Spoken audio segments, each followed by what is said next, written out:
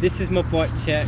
I have ODI grips and barrows.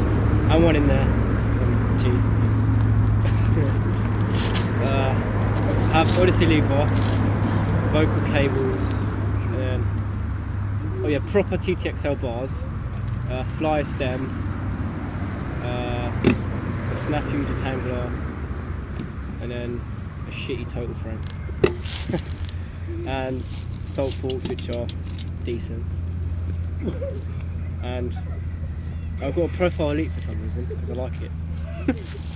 And a Skylight rim.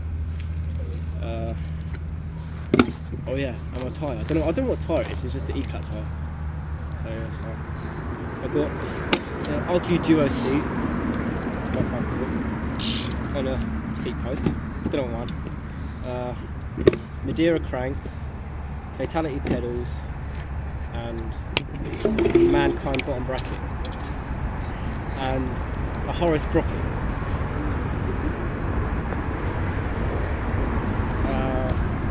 Oh yeah, and I got Superstar calipers, Tioga street block tyre, then just a Profile Mini and Cinema rim.